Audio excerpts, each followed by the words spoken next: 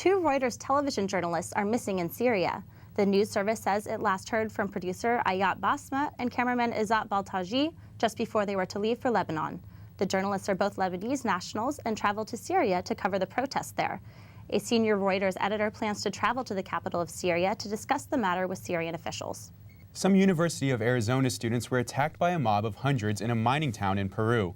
The 10 students and 2 staff members were painting a mural to promote environmentalism when about 250 people marched down the street and crowded around them. Some students were pushed, kicked, and hit with rocks, paintbrushes, and some paint cans. I was hit in the face with a paint can right here. Someone threw it at my face as we were walking away, and the paint splattered all down my shirt.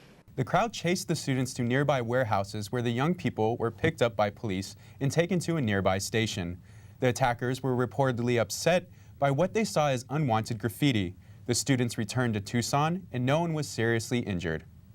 Clothing giant Abercrombie & Fitch has been criticized for selling a push-up bikini top to girls in grade school. Its Ashley bikini is described as padded and push-up and was posted on the Abercrombie Kids website. The company has since updated the description of the product. It now calls the item a padded striped triangle. Critics say it is inappropriate for young girls.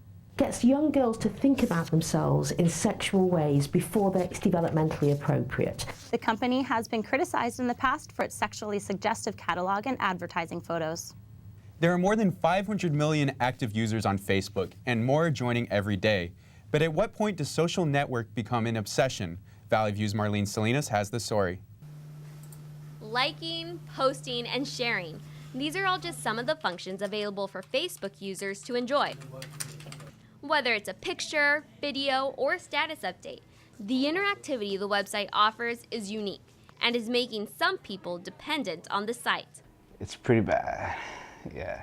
I have it on my phone, so any alert comes as a message. So I guess you could say 24/7. Some people have coffee, some people have like drugs, I guess, and some people have other things. I guess have Facebook. I'm addicted. But how much Facebooking is too much Facebooking? A recent study released from the University of Buffalo surveyed 311 men and women and their use of the social networking sites. Researchers concluded that women in comparison to men spend much more time on Facebook, post more photos of themselves, and do so because they are highly invested in their appearance and need attention. Christina Vasquez, a junior at CSUN, says the findings of the study do not surprise her, especially since she was once just like the women the study describes. It speaks a lot to my experience. You know, I was posting more pictures of myself in very provocative poses and dresses and things like that when I was my most insecure, when I needed the most approval, when I needed the most validation. Vasquez isn't alone in her quest of seeking approval. Cassandra Rodriguez, a senior at CSUN, says that she is a fan of the like button on Facebook and actually wouldn't mind having more of her pictures liked by her friends. Somebody likes it. I like it too. You know? No, it makes me feel good. I'm not gonna lie. It's like, I want more likes. But if the goal of being liked is in fact achieved by having more photos on your profile, then how many pictures do people normally have? Like all together? 30? I think I have 159. Like maybe 200?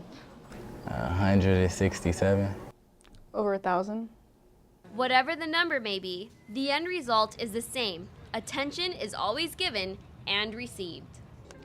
Obsession or not, the Facebook trend of commenting on a photo or liking a status doesn't seem to have an end in sight. In Northridge, I'm Marlene Salinas reporting for Valley View News.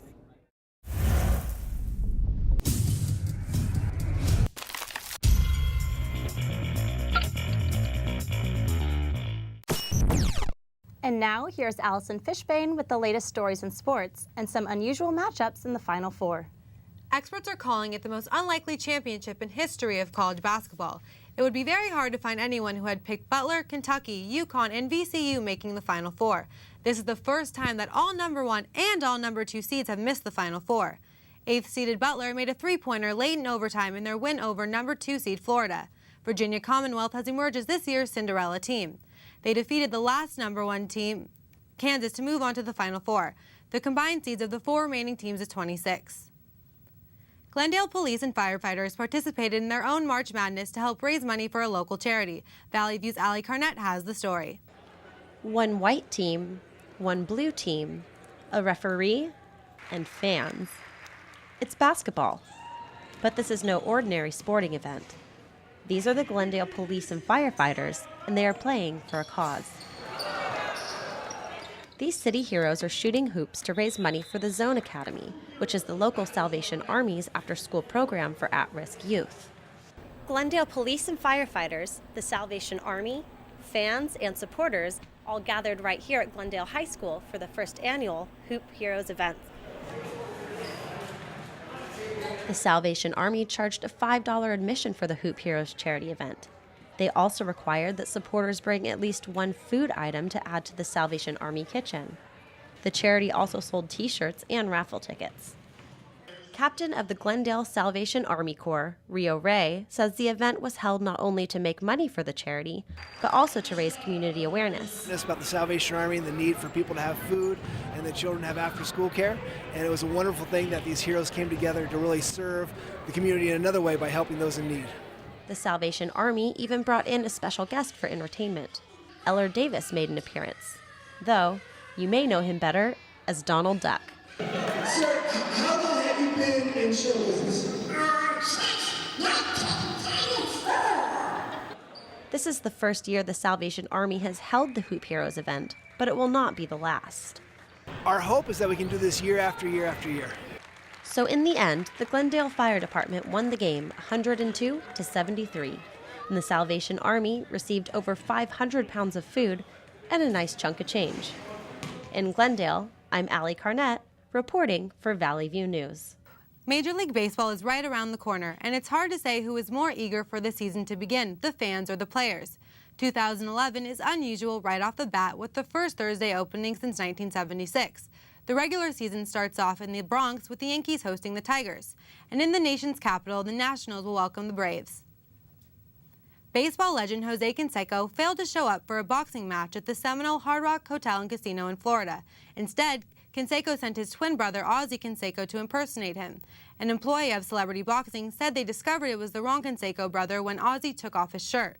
Ozzie didn't have the same bicep tattoo that Jose had. Jose refused to respond to phone calls seeking comments, but he did post things related to the event on his Twitter. And that's it for sports. Back to you with more news. The world's strongest man lives and works right here in the San Fernando Valley. Valley View's news reporter Joe Galley is in the studio with more on the story. I went to the Exert Training Center in Chatsworth, which is owned by Scott Mendelson. He is the current record holder in bench press, so in that event, he is the world's strongest man. And if you think Mendelson is strong, you ought to see the rest of his family. Take it. That's 42-year-old world record holder Scott Mendelson training to break his bench press world record. I am the world's strongest man. Scott has multiple world records in bench press. His assisted bench press world record is over 1,000 pounds. But he's not the only athlete in the house. With the Mendelson family, breaking world records is a family affair. Scott's daughter Jade Mendelson is the world's strongest 14-year-old. She can bench over 308 pounds. She says being trained by your dad can be challenging at times. Honestly, is when he yells. That, really gets very annoying. Scott's wife, Marcelle Mendelson, is a powerlifter and a renowned martial artist who takes a lot of pride in training her children to be champions. And hoping that they do the best. I mean, you just want your kids and your family just to do awesome, That's the biggest thing is if they miss something or if they don't get something, then that's the hard part. But when they hit it, that's excitement. And that's yes, okay, the training paid off and that's awesome. Scott is a father, a trainer, a world record holder, but he's also handicapped from a car accident in 2004. I wear the boot because this is about how much bone they took out of my ankle. I don't have an ankle anymore in my right leg, so I'm the world's strongest man and the world's strongest handicap simultaneously. It's kind of cool. I mean, it's been a tough battle. I'm in pain all day long, and it's just sink or float, and I chose to keep floating. Scott continues to overcome adversity and keep pushing the limits of human strength. At the Exert Training Center in Chatsworth, I'm Joe Galley for Valley View News. Scott will be pushing his body to the limit when he attempts to break his own unassisted bench press world record on April 16th. He'll try to lift more than 740 pounds off of his chest. Back to you with more news. After the break, find out which Hollywood actress left $600 million to charity and what Charlie Sheen is whining about now.